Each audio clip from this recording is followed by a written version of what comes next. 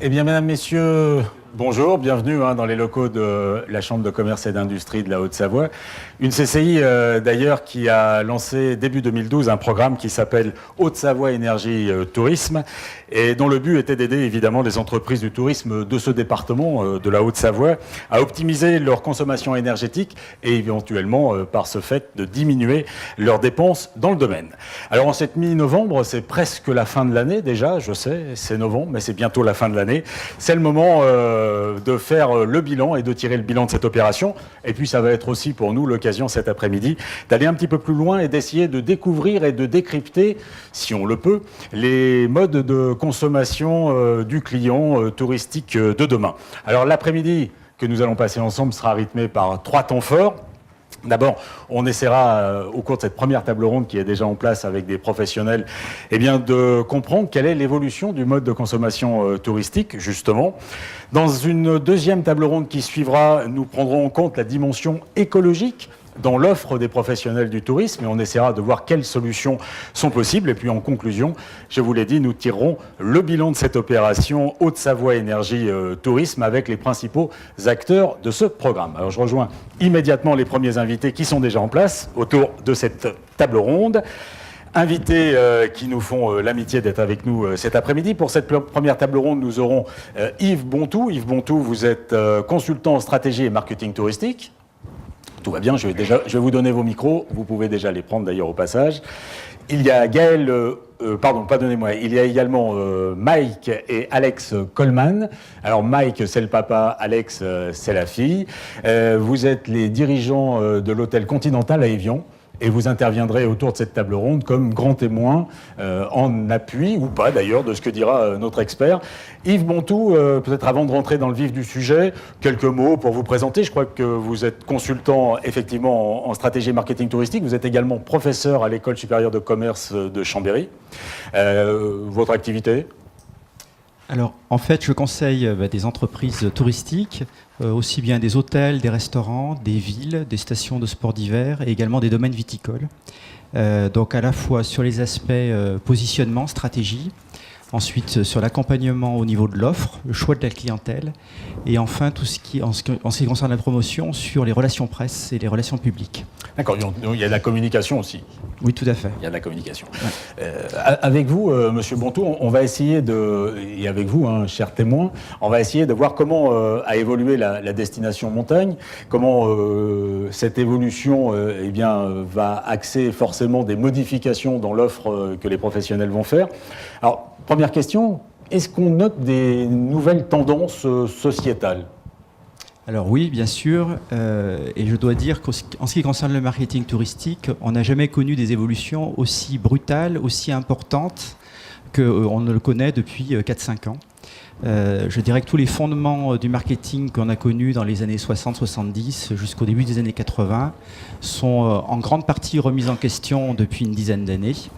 Alors c'est lié effectivement à une évolution de la société, puis évidemment un monde qui est en crise, des crises qui sont multiples, puisqu'elles sont environnementales, elles sont politiques, elles sont économiques, financières. Donc, alors au niveau sociétal, pour répondre à votre question, ce qu'on peut noter déjà, c'est la démographie européenne, qui est quand même pas neutre, puisque pour la première année en 2012, les seniors, donc les plus de 60 ans, représentent la moitié du tourisme européen. Et ça, c'est à prendre en compte, naturellement, c'est à prendre en compte. Prenons une destination comme la montagne, puisqu'on est quand même sur un territoire ici de montagne. Il est clair que certaines stations de sport d'hiver avaient plutôt dans leur cœur de cible une clientèle qui était plutôt des 18-40 ans.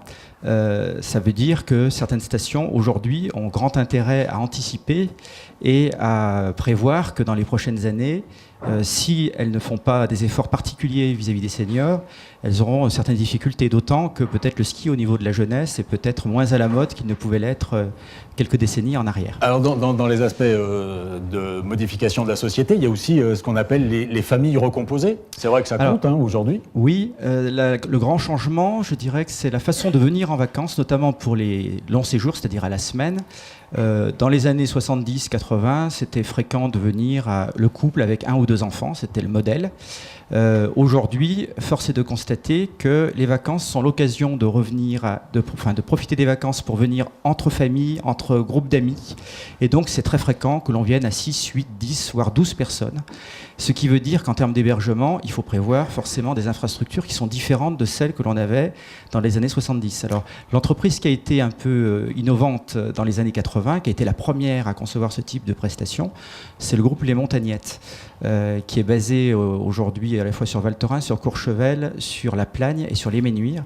Et donc, c'était les premiers à concevoir des résidences de tourisme avec service hôtelier à la carte. Les gens ont l'impression d'être à la maison dans des grands appartements, de l'ordre de... Les plus petits, c'est 45 mètres carrés, ça va jusqu'à 130, 140 mètres carrés par appartement. Il n'y a plus de couchage dans le séjour, comme on le faisait autrefois. Chaque chambre a sa salle de bain. Et vous avez des restaurants, vous avez donc ça a le beaucoup spa, changé. voilà. Mais est-ce qu'il y a également est-ce que les gens partent pas simplement pour faire du ski, ou est-ce qu'ils viennent, en l'occurrence, puisqu'on est là dans un département alpin, est-ce qu'ils viennent pour faire autre chose? Est-ce qu'il y a une quête de sens, Alors oui, bien sûr. On vient chercher autre chose que la neige. D'autant plus que ce qui se passe, c'est qu'il y a eu une modernisation des remontées mécaniques très importante au cours des 20 dernières années. Et donc, on n'est pas plus sportif qu'avant. Ce qui veut dire qu'autrefois, il fallait peut-être 6 ou 7 heures pour faire le parcours qu'on voulait faire en montagne, quand on est dans un grand domaine skiable comme les Portes du Soleil, par exemple. Aujourd'hui, pour parcourir la même distance, 4 heures suffisent, parce qu'on ne fait plus d'attente aux remontées mécaniques, et que les remontées mécaniques elles-mêmes mettent 3 fois moins de temps. Un télésiège débrayable 6 places débrayable, donc c'est 6 mètres secondes. Un télésiège pince fixe, c'est 2 mètres secondes en vitesse. Donc ce qui veut dire que, vu qu'on n'est pas plus sportif qu'avant, ça nous libère beaucoup de temps pour faire autre chose. Donc au-delà, je dirais, des tendances sociétales, qui est la quête de sens, comme vous l'avez dit, mais en plus, je dirais qu'on a plus de temps disponible parce que les remontées mécaniques nous permettent d'aller beaucoup plus vite. Et parallèlement, on part pour moins longtemps. Le séjour est plus court. Et c'est vrai qu'il y a une autre tendance forte au niveau des vacances, de façon générale, c'est que les gens partent moins sur des longs séjours et qu'ils veulent profiter de faire des coupures plus régulières dans l'année. Et donc, au lieu de partir que 2 ou 3 fois en vacances, comme on le faisait avant, mais sur des séjours longs, on va partir 4, 5, 6 fois, voire plus pour certains, sur des week-ends prolongés. Donc ça, c'est une tendance qui est très claire sur toute l'Europe. Ça a changé aussi au niveau du mode de réservation? Oui, alors sur la réservation, je pense que pour... tous les gens qui sont dans la salle, ils le savent, on a des réservations de plus en plus en dernière minute. Donc le danger, évidemment, c'est de ne plus pouvoir prévoir à l'avance la fréquentation touristique.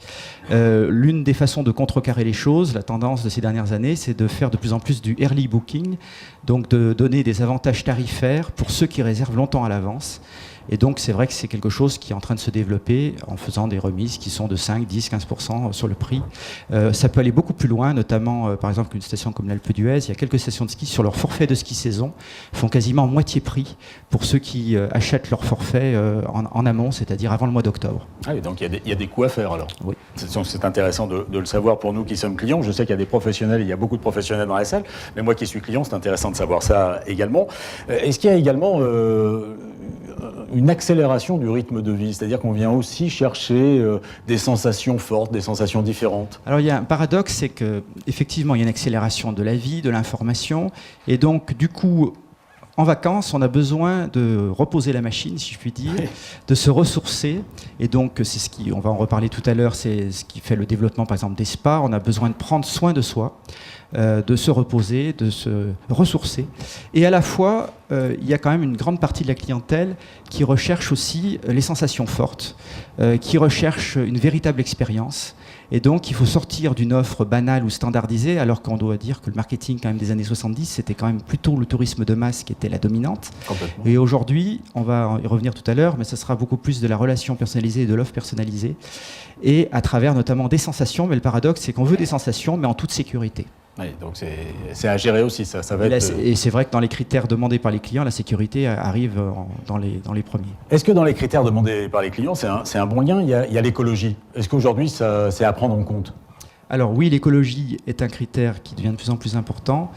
Malheureusement, je dois constater que, par exemple, pour la montagne, où là j'ai vraiment des études précises, il y a une sensibilité, mais ce n'est pas encore, pour l'instant, un critère décisionnaire. C'est-à-dire que ce n'est pas sur la base des efforts très importants que font certaines stations que se décide le choix de la destination encore. Ça reste assez marginal pour l'instant. Mais on peut imaginer qu'il y aurait une évolution assez rapide à ce niveau-là. On développera naturellement ce point tout à l'heure dans la deuxième table ronde, puisqu'elle sera consacrée à l'écologie, enfin l'offre liée à l'écologie. Dernier point peut-être en introduction, je pense que tout le monde dans la salle, ou beaucoup de gens dans la salle doivent avoir un smartphone, une tablette, un ordinateur connecté. Tout le monde est connecté aujourd'hui, et ça a changé quand même la vie. Ça change beaucoup de choses. Le Web 2.0 aussi, ça permet aux clients d'être surinformés par rapport à avant, ce qui veut dire qu'on ne peut plus dire ce que l'on veut ou enjoliver le produit que l'on a, puisque les clients sont extrêmement bien informés avec des sites comme TripAdvisor, par exemple. Et puis effectivement, le smartphone devient non seulement un outil d'information, mais va devenir de plus en plus un outil de réservation et même de paiement. Ouais. Ah, donc ça, ce sont vraiment des critères à prendre en ligne de compte. On va regarder, je vous propose de regarder justement en termes de fréquentation et de nouveaux médias et de connectivité ce qui se passe et de gens connectés. Vous vous rendez compte, plus de 2 milliards d'internautes aujourd'hui, c'est quand même énorme. 700 millions de personnes actives sur Facebook et 620 millions de visiteurs par jour sur Google. Qui aujourd'hui utilise Google comme moteur de recherche principal dans la salle? Juste pour qu'on sache. Oui, quand même, principalement. Et juste pour ma petite information personnelle, qui a un compte Facebook? Donc il y a quand même beaucoup de gens qui répondent bien à ce critère-là. D'ailleurs, en France, comme vous le voyez, 42 millions d'internautes et 22 millions de Français ont un compte Facebook. Vous en faites partie, soyez rassurés. Alors en termes de trafic, maintenant, il y a des choses intéressantes à savoir. 30% du trafic des sites d'information est généré directement par Google. Ce qui est effectivement extrêmement révélateur de ce qui se passe. Et récemment, on a su que Facebook avait dépassé Google en trafic chaque semaine aux États-Unis.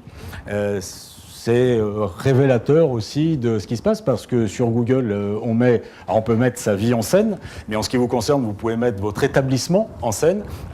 Et là aussi, ça va révolutionner certainement la manière de communiquer que des professionnels du tourisme que vous êtes. Ça tombe bien parce que ça va faire le lien avec nos invités qui suivent, Mike et Alex Coleman. Alors Mike, vous êtes le responsable, le dirigeant de l'hôtel Continental à Évian. Qu'est-ce que vous pouvez nous dire juste en présentation sur l'historique et sur le positionnement de cet hôtel? D'abord, je me présente, je m'appelle Michael Coleman, et probablement, comme vous pouvez déjà constater, je ne suis pas français. Je suis américain avec ma femme française. Nous dirigeons l'hôtel Continental à Évian. C'est un hôtel-bureau sans restaurant. Un bâtiment qui date de 1886. On a pris l'hôtel en 1994. Mais j'ai débuté ma carrière en France en 1985 à Divan-les-Bains. Aussi un petit hôtel sans restaurant. Quand j'ai débuté, les prix étaient encore contrôlés par l'État. Oui, ça remonte. C'est un autre temps. Là. Une autre époque. Les lettres se faisaient à main et machine à écrire. Premier ordinateur 88. Première page... Premier site internet en 2002, mécontentement 2000 € dans la poubelle. J'ai maîtrisé front page de Microsoft moi-même. J'ai fait mon propre site internet. Vous étiez précurseur à l'époque? Un petit peu, oui, tout de même. Hein? Oui, tout de même. On a mis tout notre planning sur l'ordinateur en 2003, plus ou moins. Le premier contact avec les agences en ligne en 2005 avec Federal Hotel. Et donc, ensuite, c'était un peu mes limites de technologie. Mais ensuite, j'avais le relève ici avec ma fille, Alex, fraîchement diplômée de l'école de commerce aux États-Unis, Université de Colorado. Et donc, elle a donné la suite.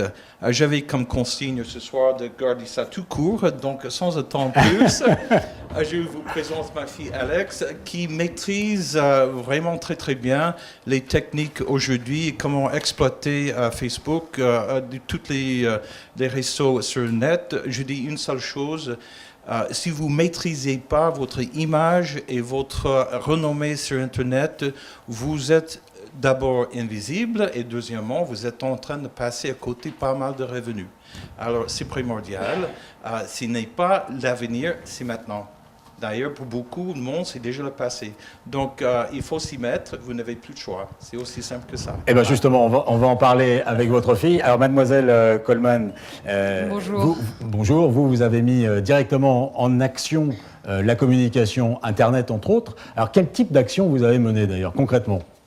Alors, il y a les 4 donc, qui sont sur l'écran ici. Donc, le premier, c'est une évidence, c'est votre site Internet. Ça c'est l'obligatoire. C'est obligatoire, on est d'accord. C'est également obligatoire au jour d'aujourd'hui d'avoir que sa fonction première, c'est les réservations en direct. Voilà, c'est pour ça qu'on a un site web. Avant, c'était pour un numéro de téléphone. Aujourd'hui, c'est pour une réservation. On est d'accord. Et juste quand vous faites un site web, c'est un site sur mesure. C'est-à-dire que c'est le vôtre, il est à vous, il ressemble à votre image. Oui, tout à fait. Après, on peut aussi, si on n'a pas beaucoup de moyens, faire appel à des professionnels qui vous mettent des espèces de templates qui ressemblent à d'autres, mais ça sera vos informations dessus. C'est pas non plus, voilà, c'est complet. Il y a beaucoup de photos. Voilà, ça donne envie d'y aller. Voilà, c'est surtout ça. Facebook. Le deuxième point, donc c'est Facebook. Facebook, c'est fun. Voilà, faut pas se faire d'illusions non plus. On va pas être inondé de réservations à travers Facebook, donc j'en reviendrai plus tard. Le troisième important pour moi, c'est TripAdvisor ou autre, mais TripAdvisor c'est le plus grand aujourd'hui. Si vous ne connaissez pas, c'est là où vos clients vont mettre des avis sur votre établissement, que vous le vouliez ou non. Vous avez zéro contrôle. Par contre, vous pouvez mettre une réponse, par exemple. J'en reviendrai également. Donc on peut contrôler, si on sait faire, on peut contrôler un petit peu. On peut contrôler, on peut pas dire à TripAdvisor non, enlevez-moi ça, c'est pas gentil. Non, ça marche pas. La comme mauvaise ça. notation, on peut pas l'enlever, mais on peut Non. l'atténuer.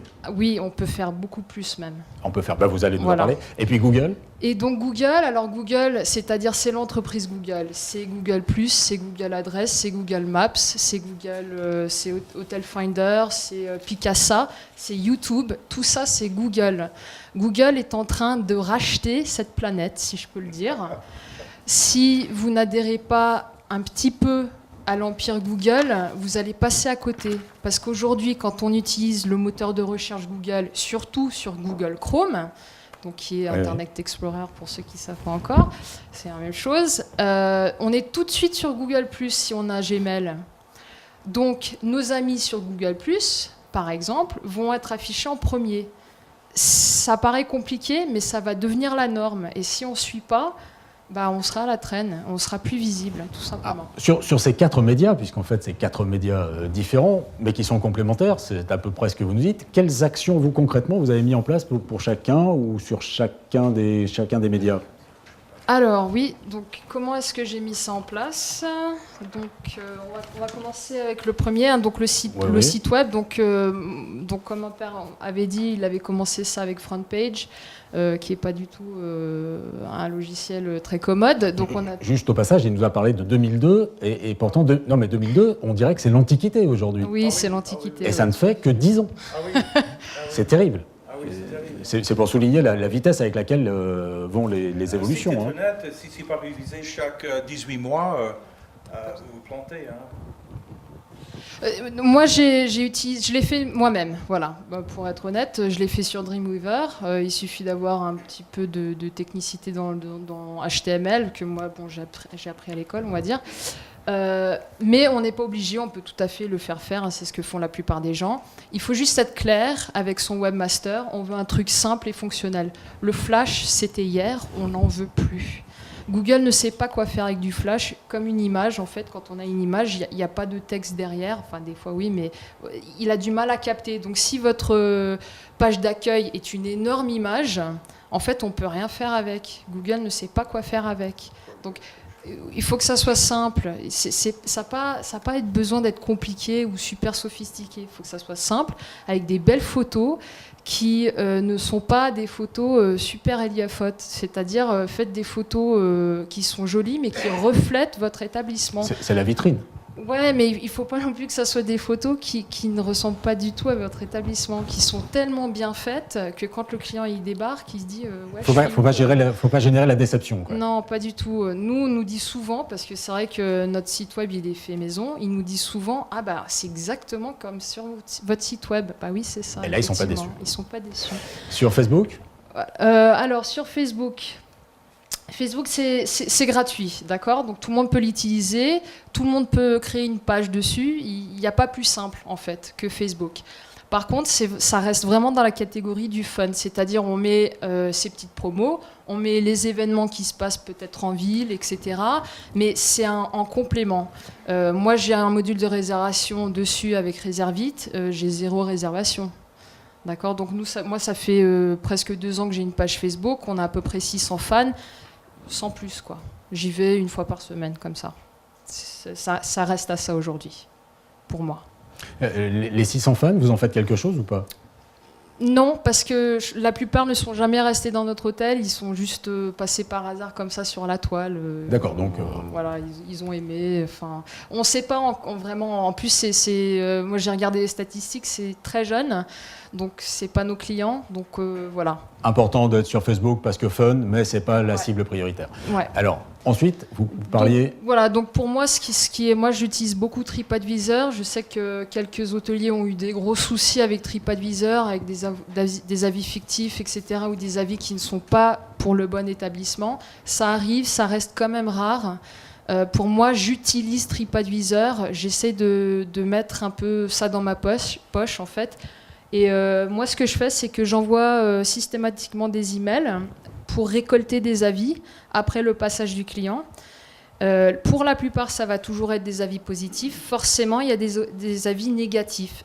De toute manière, il y en aura toujours, même quand on essaye d'enlever l'adresse email du client qui n'a pas trop aimé, qu'on sait déjà. Moi aussi, je le fais, il n'y a pas de souci. Mais il y en aura quand même. Alors, il y a 2 catégories. Vite fait, un client qui ne sera jamais content de rien du tout, qui va vous pourrir. Bon.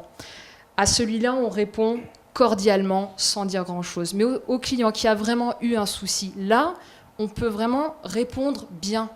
C'est-à-dire, on peut lui dire qu'on a écouté, qu'on est d'accord avec lui et qu'on va essayer de le changer. Et moi, j'ai beaucoup de clients francophones, aussi énormément d'anglophones, parce que TripAdvisor, c'est anglais, qui me disent « on vous a choisi sur TripAdvisor ». Donc, c'est pas du tout négligeable. Pour moi, c'est très important. Et, je comprends bien, on a choisi parce que les avis étaient bons. Oui, c'est vrai que nous, on est bien positionnés, mais c'est parce que moi, j'y ai mis beaucoup de temps quand même. Je sollicite les avis et je réponds systématiquement, bon comme mauvais. Alors, on va y venir tout à l'heure, ça sera ma question suivante, c'est parce que tout ça demande certainement de l'animation et du temps. Mais on va terminer avec Google. Ouais. Alors Google, donc la première chose à faire avec Google, c'est Google Adresse. Donc c'est un peu comme les pages jaunes. Hein. On peut créer une fiche, c'est gratuit. La plupart des choses sur Internet, c'est gratuit, hein, c'est vite vu. Il faut en profiter. Il faut en profiter, ça prend pas beaucoup de temps. J'y vais quasiment jamais. C'est comme une fiche statique en fait qui change pas spécialement beaucoup. On change pas d'adresse. Je veux dire voilà, il suffit de mettre quelques photos, mais il faut prendre la main dessus. Il faut pas laisser Google tirer des informations, au pire des cas de Booking, pour créer votre fiche pour vous. Voilà, c'est votre établissement, prenez le pouvoir de votre image sur Internet. Donc à travers Google, c'est la première chose à faire. Alors, vous en avez parlé, hein, parce que effectivement, là, je crois que vous avez bien ciblé les médias qui comptent pour vous. Cela dit, ça doit prendre un peu de temps d'animer tout ça, parce que animer la page Facebook, animer, être sur Google, répondre aux questions, aux observations qui ont été faites par les visiteurs, par vos clients. Combien de temps ça vous prend? Est-ce que c'est pas trop compliqué à gérer, en fait? Bien sûr que ça prend du temps. Après, est-ce que c'est compliqué à gérer? Bon, si vous pensez faire votre site web, je vous avoue tout de suite, ça prend beaucoup de temps, c'est très compliqué. Donc si c'est pas du tout votre truc, ne le faites pas, donnez-le Prenez-vous un professionnel qui est bien, qui a du bouche à oreille, qu'un autre hôtelier vous a conseillé. Ça serait l'idéal, je pense. Et pour Facebook Alors pour Facebook, pour mettre en place, il vous faut, je sais pas, 2 heures maxi pour créer une page Facebook. Et après pour l'alimenter, au début on est toujours un peu comme un enfant à Noël, on veut mettre un tas de trucs dessus. Puis très très vite on y va une fois par semaine. Mais il n'y a pas de souci, une page Facebook, ça n'a pas besoin de plus que 15 minutes une fois par semaine, honnêtement. On met sa petite promo dessus, on met peut-être quelques photos. Voilà, c'est tout. Après, effectivement, TripAdvisor, c'est peut-être celui qui prend le plus de temps, effectivement, pour récolter les avis. Mais moi, j'ai choisi de me concentrer là-dessus. Parce que avec un bon retour sur investissement, après. Voilà, exactement. Parce que pour moi, c'est vraiment celui qui a eu le plus de retours. En fait, moi, j'ai fait toutes ces choses-là en même temps. Bon, après, moi, je suis passionnée, j'aime bien ça. Je suis payée pour. Donc, voilà, moi, je le fais. Après, et votre employeur est satisfait. Voilà. Après, je comprends que quand on n'a pas quelqu'un qui est doué dans cette matière et qui aime bien faire ça, il faut choisir, il faut faire des choix. On ne peut pas tout faire en même temps. Donc pour moi, c'est TripAdvisor, c'était absolument celui que j'utilise le plus. Et en dernier, donc toujours Google, c'est-à-dire pour créer la fiche Google, ça prend vraiment pas beaucoup de temps. Google+, c'est comme Facebook, mais en franchement moins bien. Mais le problème encore, c'est que c'est Google et du coup, ils essayent de nous forcer à l'utiliser.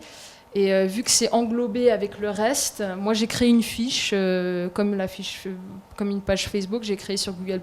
J'y vais pratiquement jamais, mais je l'ai créée, comme ça elle existe. Voilà. Au moins elle existe. Ouais.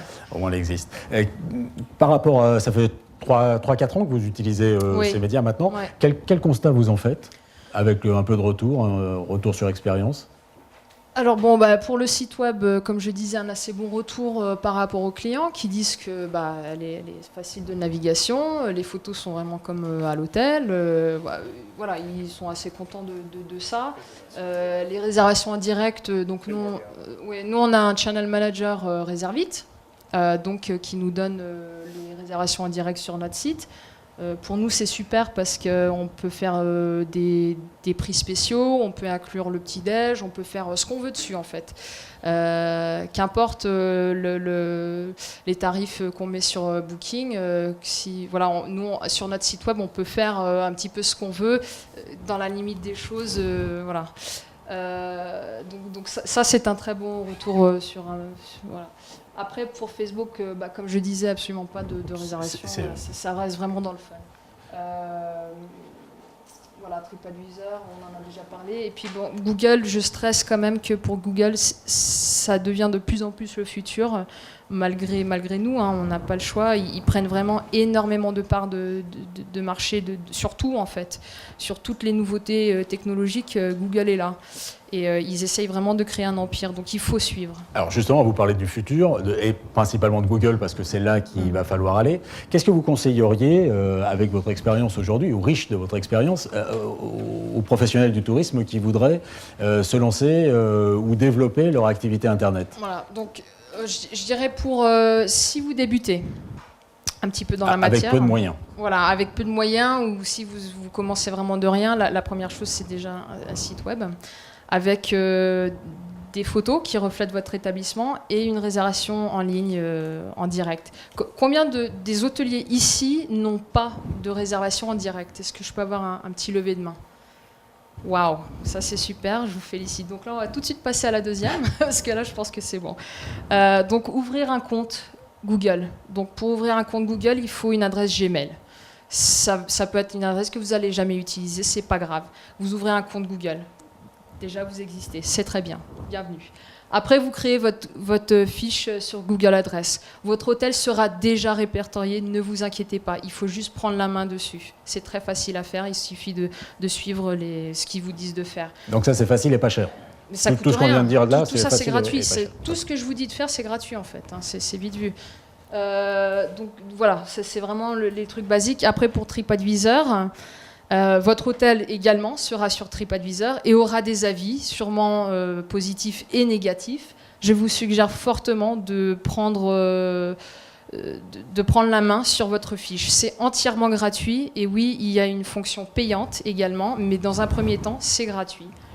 Vous pouvez y ajouter des photos et surtout, vous pouvez répondre aux avis. Donc là, il faut y consacrer un peu de temps, en fait. Oui. L'idée, c'est le temps, là.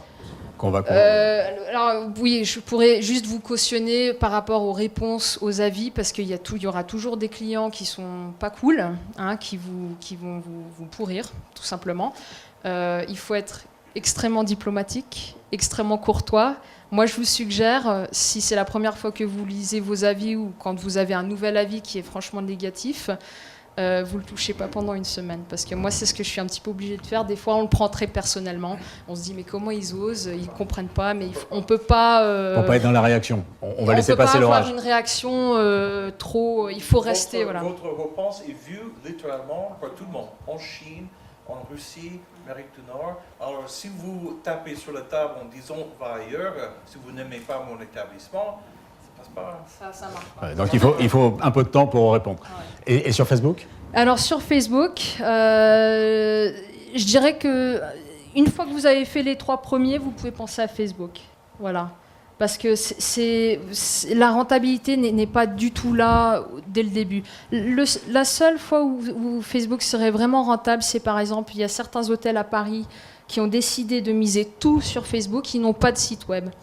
Tout se passe à travers leur page Facebook. Donc eux, ils vous diront l'opposé de ce que moi je vous dis. Mais après, voilà, ça c'est un choix qu'ils ont fait. Et là, je suis d'accord. Et vous êtes sur votre expérience. Donc ça, c'est pour ceux qui avaient le moins de moyens, ceux qui ont beaucoup plus de moyens ou qui débutent pas, qui sont déjà.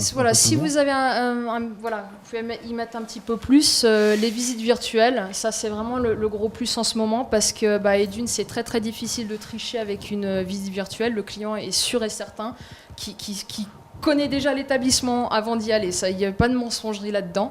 C'est de moins en moins cher. Avant, c'était dans les milliers. Aujourd'hui, avec Google, encore une fois, vous avez peut-être déjà été démarché par un photographe agréé Google ou un truc comme ça, qui pour 500 € vous propose de faire l'établissement. Nous, on va le faire ce printemps-là, après quelques rénovations, effectivement. Après, il y a plein d'autres choses aussi. Donc pareil, dans l'empire Google, vous avez plein de choses. Hotel Finder, on n'en parle pas trop en ce moment, c'est surtout les grandes villes. Donc, mais normalement, toute la France est répertoriée à peu près. Donc vous êtes dessus. Qu'est-ce que ça veut dire? Ça veut dire que pas grand-chose en ce moment. Vous pouvez on peut réserver à travers Booking en cliquant. Quand vous allez sur Hotel Finder, c'est un comparateur de prix en fait, tout simplement. En ce moment, c'est encore en bêta, donc ils sont pas trop dans le truc encore. Mais par exemple, si vous n'avez pas de fiche Google, il n'y aura pas votre image dessus, ou voilà, vous êtes tout en bas de la liste. Donc pour monter la liste, il faut jouer le jeu Google, voilà, tout simplement. Alors après, Twitter, voilà, on parle beaucoup de Twitter. Moi, j'ai tout simplement connecté la page Facebook avec Twitter. À chaque fois que je publie sur Facebook, ça le tweet automatiquement sur mon Twitter. Moi, ça m'apporte rien, mais bon, c'est une communication comme une autre. Et ça me prend 0 temps et c'est entièrement gratuit. Et là, ça reste dans le fun. Voilà. Facebook, je l'utilise surtout comme un journal, c'est-à-dire un journal, tous les matins, on ouvre son journal, on regarde ce qui se passe pendant la journée. Et moi, j'ai fait pareil avec Facebook, c'est-à-dire avec mon compte Facebook, j'ai aimé tous les sites de technologie, Internet, de choses comme ça, qui tous les jours publient des articles. Et donc, dans mon journal, dans mon timeline, j'ai toutes les nouveautés, les articles intéressants, et tous les jours, je regarde ça. Donc, Facebook, je l'utilise surtout pour ça. Et juste pour toucher un petit mot, parce que j'en ai entendu parler il y a assez récemment, le gros problème avec les OTA, donc c'est-à-dire Booking, Expedia et compagnie, c'est qu'ils utilisent votre nom d'hôtel pour se faire de la pub avec Google AdWords. Donc c'est-à-dire ils ont acheté, par exemple, dans notre cas, c'est Hôtel Continental Évian. Donc si vous tapez Hôtel Continental Évian dans la barre de recherche de Google, le premier lien sera toujours Booking.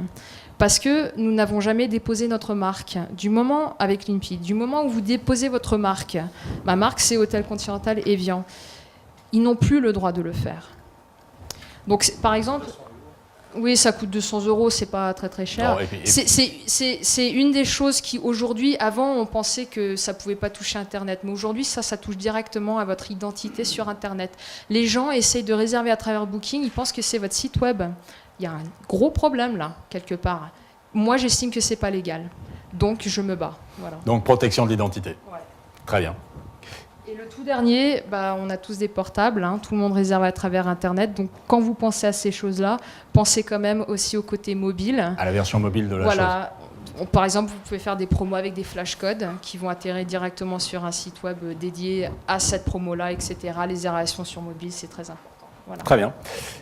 Mademoiselle, monsieur, merci pour ce témoignage qui montre qu'effectivement, les médias sont au cœur, les médias Internet, d'une manière générale, sont au cœur de la problématique et de l'offre des établissements comme les vôtres et des établissements du public qui est avec nous cet après-midi.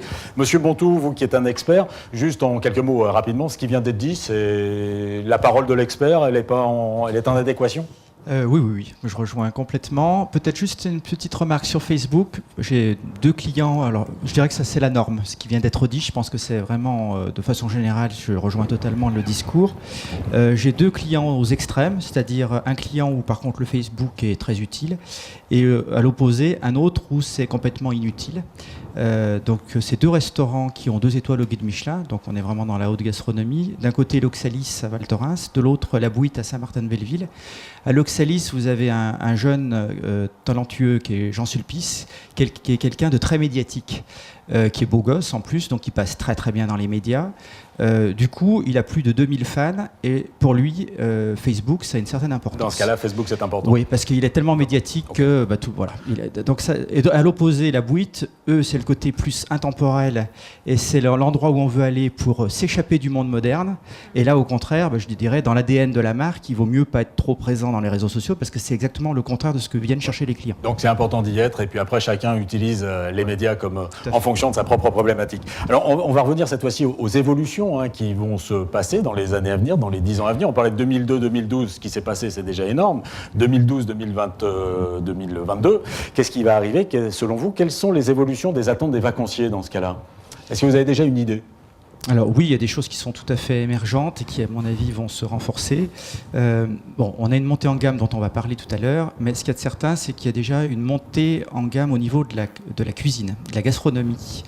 C'est vraiment une tendance qui a toujours été forte en France, parce qu'il faut bien avoir conscience que par rapport à notre clientèle étrangère, par exemple, on a 40% des étrangers qui choisissent la destination France à cause de la gastronomie et du vin. Grâce plutôt, excusez-moi, grâce. Et 28% qui viennent en France uniquement pour la gastronomie et le vin. Donc il faut en avoir conscience et c'est un élément qui est en train de se renforcer. Alors des villes en plaine comme Annecy ont toujours eu une offre de restauration élevée. Ce qu'on constate depuis quelques années, c'est que ça rejoint maintenant la montagne et que même les stations de sport d'hiver aujourd'hui ont beaucoup monté au niveau de leur restaurant. Il y a une explosion de l'offre au niveau de la restauration étoilée, mais qui correspond à la demande. Alors ça, c'est ce qu'on a dans l'assiette et dans le verre. Il y a aussi le fait de se sentir bien, soi-même, oui, personnellement. Alors, j'ai perdu mon stylo au passage. Merci. Il y a donc le développement des spas dont je parlais tout à l'heure. Sur le département, notamment, on peut citer le cas de Megève, qui a toujours été assez à la pointe, avec par exemple le groupe Sibuet, notamment les fermes de Marie et bien d'autres établissements. On peut aussi citer, pour un tourisme plus de masse, le grand complexe Vitam Park de Migros près de Saint-Julien-en-Genevois. Donc il y a vraiment cette vraie tendance de prendre soin de soi. Le côté cocooning, c'est aussi les spas, le ressourcement. Et puis on ne vient pas bronzer idiot. Alors en plus, il y a la quête de sens, d'identité.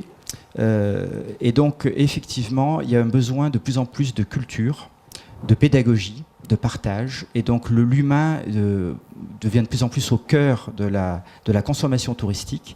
Et c'est là où je dirais la Haute-Savoie est quand même mieux armée que d'autres régions. Je pense par exemple la Tarentaise était quand même basée à la base sur un tourisme de masse. Beaucoup de lieux en Haute-Savoie, de destinations touristiques en Haute-Savoie, ont peut-être une authenticité plus importante, une histoire plus ancienne, une vie à l'année.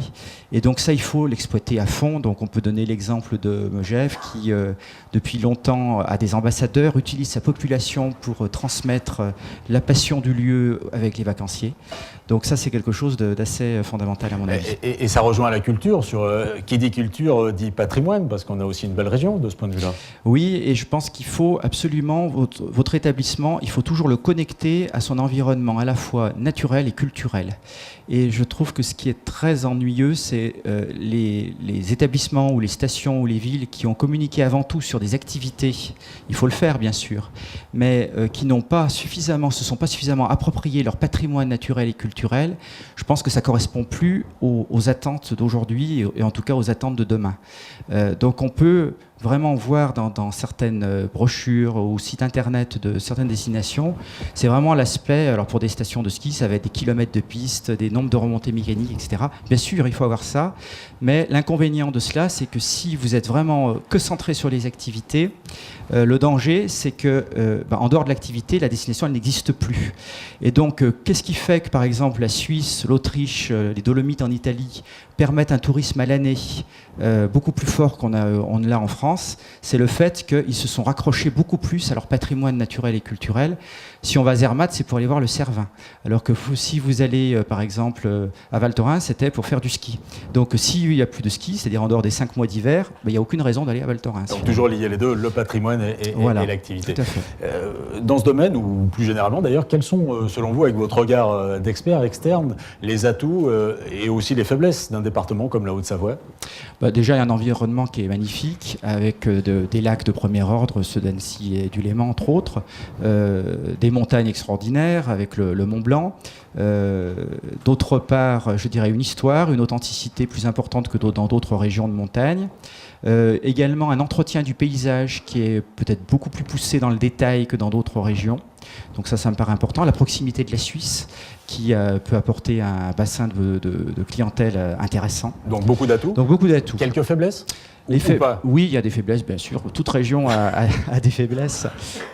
Paradoxalement, pour la montagne, alors qu'on a le Mont Blanc, le paradoxe, c'est qu'on a peu de sommets skiables très élevés. Et que du coup, que ce soit les Portes du Soleil, le Grand Massif, ou la Clusaz, le Grand Bornand, on n'a pas de sommets très élevés pour skier. Et donc peu de dénivelé par rapport à d'autres domaines skiables. Ensuite, sur l'aspect culturel, il y a beaucoup de choses, mais il n'y a pas, comme dans d'autres régions, des châteaux, des cathédrales, des musées d'intérêt mondial. Donc sur le plan culturel, c'est à la fois riche et à la fois on n'a pas de porte-drapeau qui soit connu mondialement. D'accord. On va revenir, si vous voulez bien, au cœur du sujet. Et moi, ce qui m'intéresse, c'est de savoir s'il y a, en dehors de tout ce qu'on a dit jusqu'à présent, des modes de comportement, d'achat qui ont changé, qui ont évolué. Je pense que la vraie tendance de ces 10 dernières années, et ça va se renforcer, c'est ce qu'on peut appeler la bipolarisation de l'offre. Donc, je m'explique. C'est d'une part... On connaissait la bipolarisation de la vie politique, alors là, c'est de l'offre touristique. De l'offre et de la consommation, ça va de pair. C'est-à-dire, d'un côté, une attente de premier prix, mais avec quand même une qualité garantie. C'est-à-dire que c'est même, je dirais, dans le low cost, qu'on appelle le low cost aujourd'hui, il y a une attente quand même d'une certaine qualité, d'un standard de qualité garantie. Et de l'autre côté, la montée vraiment très forte du haut de gamme. Et ça, c'est quelque chose qui est vraiment à noter, sachant que ce que je voudrais peut-être souligner un petit peu plus, zoomer là-dessus, il y a 3 formes de haut de gamme. On a le luxe et l'art de vivre. Et le luxe lui-même se décompose en 2. Alors, on a le luxe ostentatoire. Le luxe ostentatoire, c'est par rapport à une clientèle de nouveaux riches, notamment. Il faut avoir conscience qu'à l'échelle de la planète, on n'a jamais eu autant de nouveaux riches et que c'est un phénomène qui, a priori, ne va pas baisser. Vu qu'on a une clientèle très internationale, par rapport à cette clientèle-là, eh bien, il faut des marques connues. Il y a un côté un petit peu bling-bling, un peu paillette, mais par exemple, la station qui est un ovni au niveau de la montagne, c'est Courchevel, très clairement. Sachant que depuis la crise de 2008, qui a commencé en 2008, on est beaucoup plus prudent sur cette communication-là, parce qu'elle n'a pas forcément bonne presse et que du coup, même s'il y a une clientèle, je pense que les stations, les hôtels font attention aujourd'hui à ne pas axer leur communication là-dessus, parce qu'il y a un certain danger par rapport au reste de la clientèle. La deuxième forme de luxe, c'est le luxe durable, c'est, je dirais, la quête de l'excellence et la quête de l'absolu. Donc on aurait, par exemple, comme dans des marques très connues, Hermès, Vuitton, c'est le côté intemporel du luxe, c'est donc cette question. Donc si on reprend l'exemple de Courchevel, il y a également des établissements, il y en a certains qui sont plutôt typés luxe ostentatoire et il y en a d'autres qui sont plutôt typés avec un côté identitaire, authenticité. Voilà. On en a par exemple sur votre département beaucoup sur Megève, sur Chamonix, des établissements qui sont dans ce style de luxe. Et donc je suis désolé mais il faut qu'on avance un petit peu sur le low cost. Et donc on a une très haute, le haut de gamme tout de suite. Et puis alors à l'autre bout de l'échelle on a le low cost. Oui, et le troisième quand même dans le haut de gamme qui est très important, c'est l'art de vivre. D'accord. Donc l'art de vivre, c'est le côté épicurien, le côté hédoniste, c'est le côté expérientiel. D'accord, donc le haut de gamme et puis le bas de gamme. Et le bas de gamme, comment il se définit, là, en 2 mots?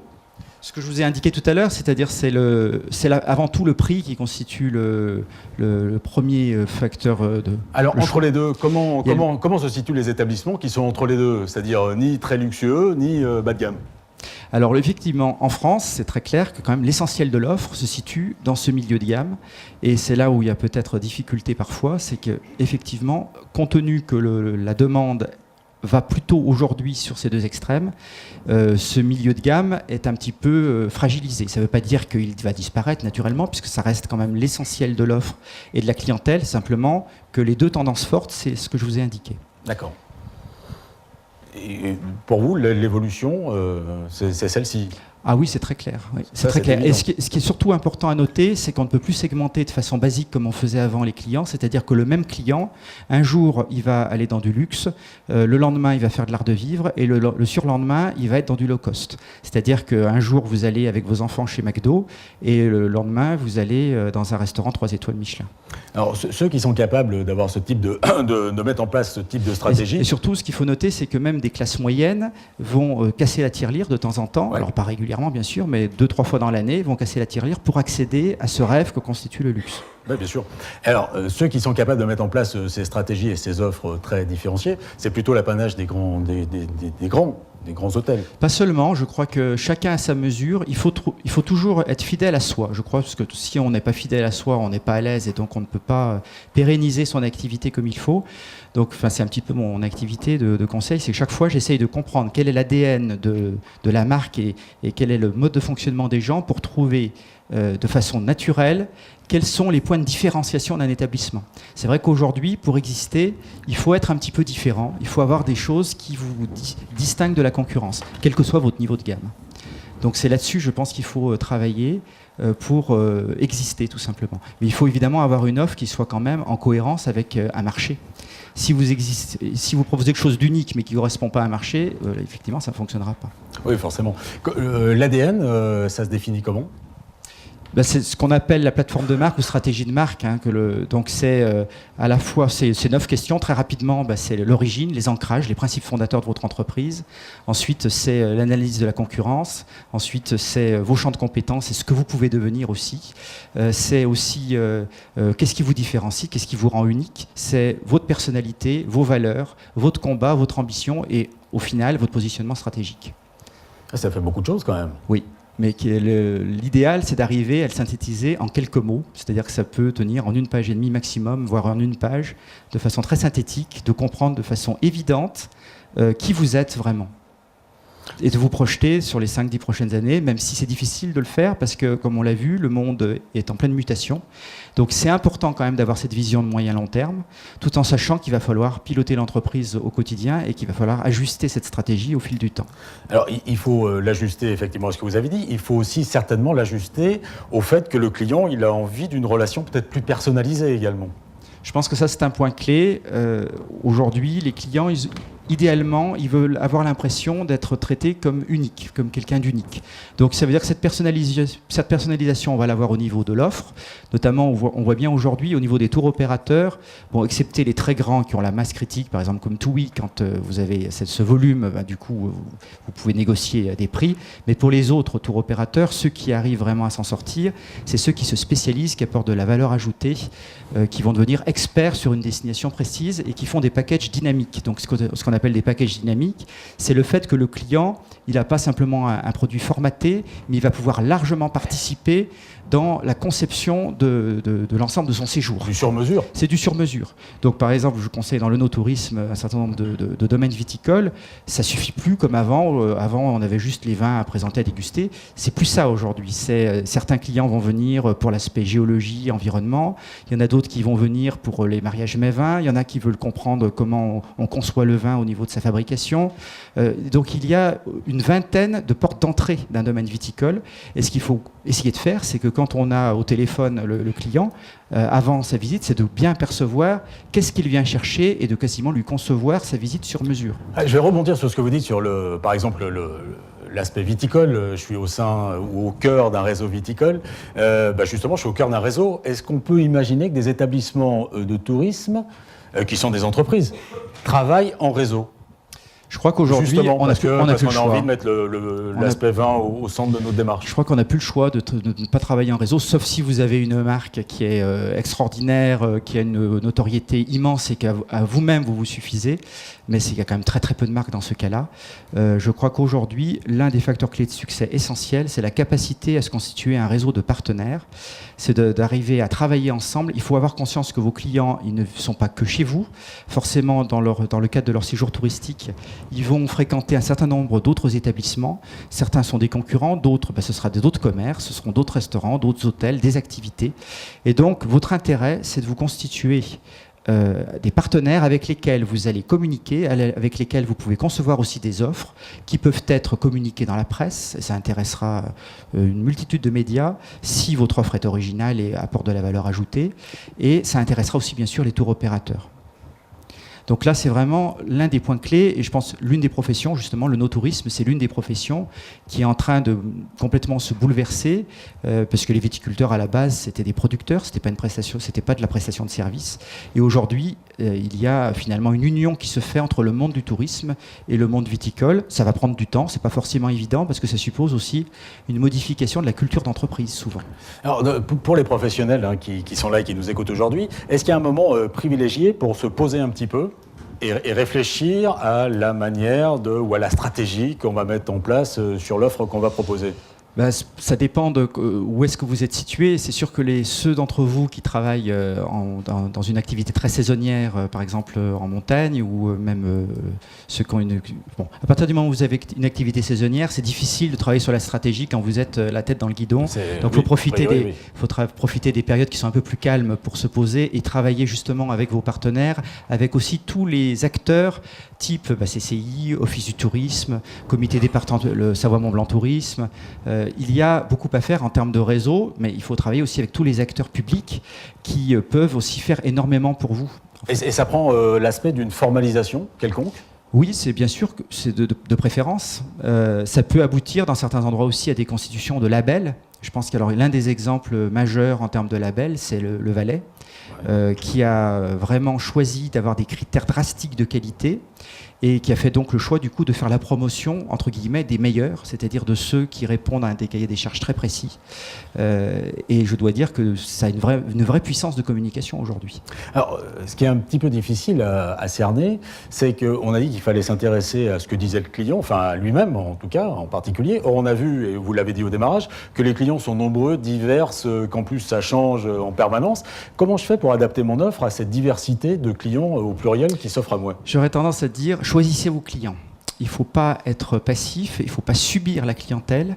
Une fois que vous avez fait votre vraie réflexion sur votre stratégie de marque, sur votre positionnement, eh bien, l'un des facteurs clés de succès, ça va être ensuite d'avoir le courage de choisir vos clients, sachant que, vu qu'on a des segments, par exemple sur la montagne, il y a 7 grands segments de type de clientèle, on ne peut pas tous les avoir, c'est illusoire de tous les avoir, et surtout, ce sont des clientèles qui sont des fois incompatibles, parce que leurs attentes sont tellement à l'opposé que, si par exemple, si vous avez des jeunes qui veulent aller en discothèque, faire la fête, et que vous avez de l'autre côté des familles qui sont avec des petits-enfants et il faut du calme, bien sûr, il y a beaucoup de stations qui ont ou des villes aussi, pareil, qui ont ce type de problématique. À un moment donné, il faut faire des choix et se dire, tant pis, je vais renoncer à certaines catégories de clientèle et peut-être je vais me concentrer sur 2 ou 3 niches et tout faire dans les réservations, dans la prise des réservations, pour se dire, je privilégie telle catégorie de clientèle parce que ceux-là seront totalement satisfaits par mon offre. Du coup, je vais les fidéliser. En plus, avec tous les réseaux sociaux et toute la communication à travers TripAdvisor et autres, ils vont faire ma promotion. Alors que si vous accueillez des clients qui ne sont pas totalement en cohérence avec votre offre, eux, ils seront moyennement satisfaits, ils vont vous faire une communication aussi qui sera moyenne. Alors, la communication, et ça tombe bien, la communication, on en a parlé longuement avec Mademoiselle Coleman. On a vu qu'il y avait plein de choses à disposition aujourd'hui, ces moyens-là sont connus. Quels seront les moyens ou quels seraient les moyens de communication dans les 10 ans à venir? Je reprends ces fameux 10 ans parce que je trouve que c'est une bonne... c'est ceux qui ont été abordés, simplement qu'ils vont monter certainement beaucoup en puissance. Je pense pense qu'on a aussi du mal encore à imaginer, même à aujourd'hui, ce que ça va devenir, parce que ça évolue d'une façon assez incroyable. Donc c'est clair que les moyens de communication vont être complètement chamboulés. Je pense qu'en 5 ans, la façon de travailler est tout à fait différente.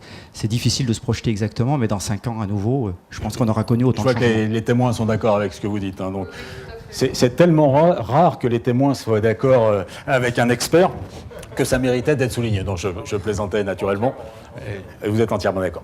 Je pense qu'on a fait un tour d'horizon, alors évidemment exhaustif, mais rapide de la situation. Merci de nous avoir parlé de la communication. Merci de nous avoir parlé des modes d'offres qui allaient évoluer dans les années à venir.